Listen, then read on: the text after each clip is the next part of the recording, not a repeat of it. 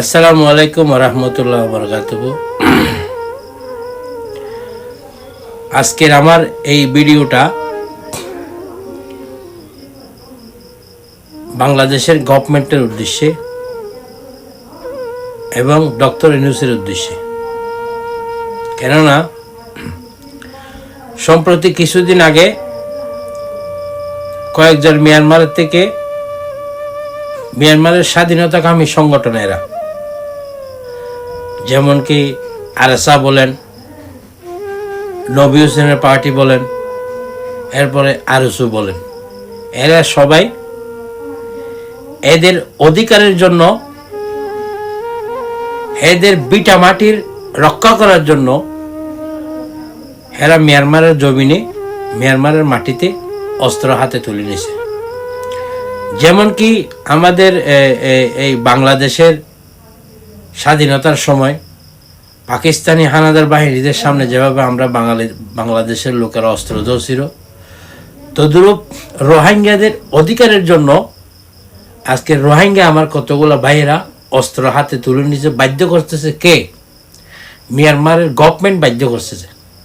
কেননা ওনাদের বিটা মাটি, গরু, ছাগল, বিবি, বাচ্চা সব কিছু ধ্বংস করে দিছে এই যে মিয়ানমারের বুদ্ধিস্ট বাহিনী।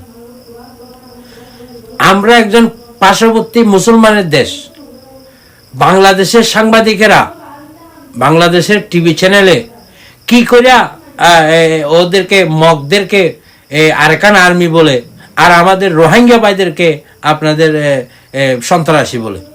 কি আপনাদের কি দিমাগ বলতে কিছু নাই? মগজ বলতে কিছু নাই? হ্যাঁ, মাইন্ডসেট বলতে কিছু নাই? কাকে আপনারা সন্ত্রাসী বলতেছেন?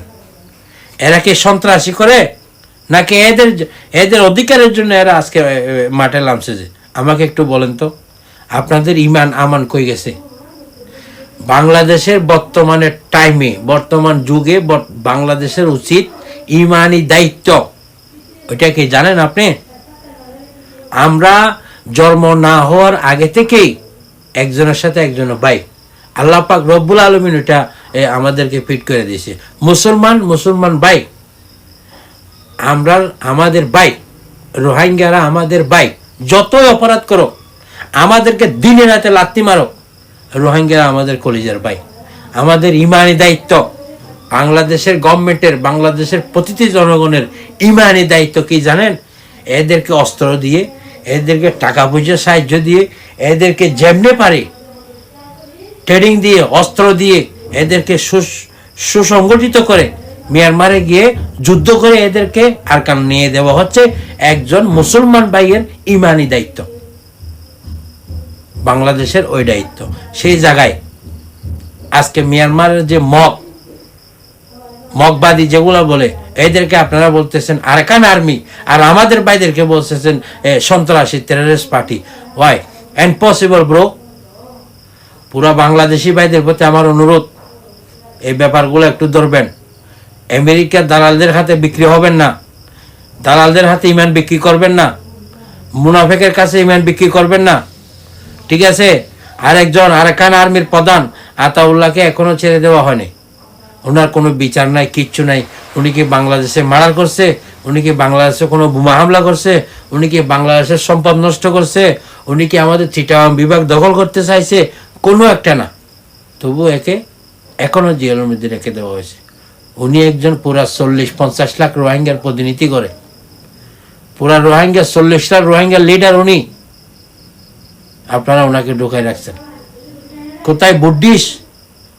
ওদের ওখান থেকে এসে আমাদের পার্বত্য তিন জায়গার মধ্যে হামলা করতেছে এরা। এদেরকে বলতেছেন আপনারা আরাকান আর্মি, আর আমার ভাইদেরকে বলতেছেন আপনারা সন্ত্রাসী। আপনারা কি মানুষের কাতারে পড়েন? আপনাদের কাছে কি ইমান আছে নাকি ইমান নাই? একটু বলবেন, ঠিক আছে? ইমানের সাথে কথা বলবেন। কাল কিয়ামতের মাঠে আপনাকে জবাবদিহি করতে হবে। আপনার পার্শ্ববর্তী যে এত মুসলমানকে মারা হয়েছে, তুমি কি করছো তার ব্যাপারে আপনাদেরকে অবশ্যই আল্লাহ ধরবে। কোরআন হাদিসে লেখা আছে, আপনি বড় লোক, আপনি আপেল কমলা এনে খান, কিন্তু আপনার পাশে যদি গরিব থাকে, আপনি যদি সাহায্য নাই করেন, কিন্তু আপনি যে কমলা আপেল খাবেন, সেই কুসাগুলা যেন বাইরে না ফেলা হয়, গরিব দুঃখী মানুষেরা যেন তোমার আপেলের খোসাগুলা না দেখে, কারণ দেখলেই বলবে যে এরা বড় লোক, এরা আপেল খাইতেছে, কমলা খাইতেছে, আমরা খাইতে পারতেছি না। তার জন্য সে আপেল কমলার না খাওয়ার যে অভিশাপ সেটা আপনার উপরে পড়বে। তদ্রূপ আপনারা যদি মিয়ানমারের আমাদের রোহিঙ্গা ভাইদেরকে, আমাদের রোহিঙ্গার যে অস্ত্র ধরছে, যে স্বাধীনতাকামী সংগঠন আরাসা বলেন, আরসু বলেন, যেটাই বলেন, এদেরকে যদি সাহায্য করতে না পারেন, অন্তত দয়া করে সন্ত্রাসী বলবেন না, অন্তত দয়া করে ওদের ক্ষতি করবেন না। এরা বাংলাদেশের কখনো ক্ষতি করবে না। এরা একজন মুসলমান, একজন প্রকৃত মুসলমান হয়ে আরেকজন মুসলমানের কোনোদিন ক্ষতি করতে পারবে না, করবেও না। ভিডিওটা একটু সবাই শেয়ার করবেন। আমার বাংলাদেশের সরকারের প্রতি আমার বিনীত অনুরোধ, হাতে পায়ে ধরি আমার বড় ভাই, শ্রদ্ধেয় বড় ভাই আতাউল্লাহ জুনুনিকে যেন অতি শীঘ্রই ছেড়ে দেওয়া হয়। ঠিক আছে? আসসালামু আলাইকুম ওয়া রাহমাতুল্লাহি ওয়া বারাকাতুহু। আজ 17 তারিখ 3 মাস 2026 আর রোহিঙ্গা তরবত বাংলাদেশের সরকারের আর পাবলিকরে বেজাবি ইস্যু করিয়া কেলা হইলে আর 2017 বাদে আইনের বাদে বাংলাদেশের সরকার আর প্রশাসন মিলি গিয়ে পাবলিক মিলিয়ে আর বেচাবেচি সারাকল দিয়ে আজ পর্যন্ত আর তারা বেশি মেহরবানি করছে। আল্লাহ বলি বাংলাদেশ সরকার আর পাবলিকরে বেচাবি ইস্যু করিয়া খাস করি দিবান কি বাংলাদেশ গভর্নমেন্ট তারেক রহমান দিবান কি বাংলাদেশের নিউ গভর্নমেন্ট তারেক রহমান এবার হাতে কারা রিকোয়েস্ট করতে কি বলে দিবানে কি পুরা কমল লেডার আবু আমার জুনুনি এবারে বন্ধ রেখে এবার মুক্তি চাই। আর অনেক এদু মানে চলে আসবে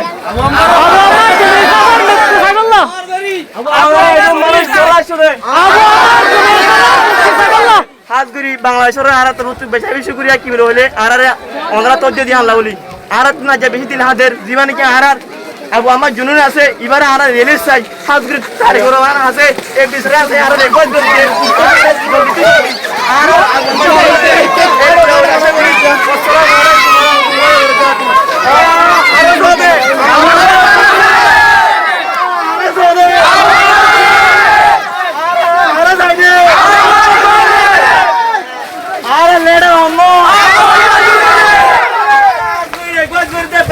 গভর্নমেন্ট তারেক রহমান আছে খাস করে আর লেডার রিলিজ দিয়ে উনি কমিটি রাজা হবে খাস করে আর লেডার মুক্তি চাই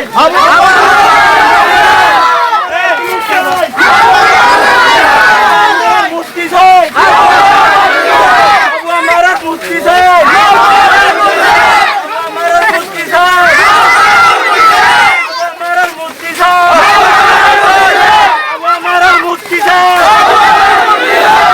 আমার মুক্তি চাই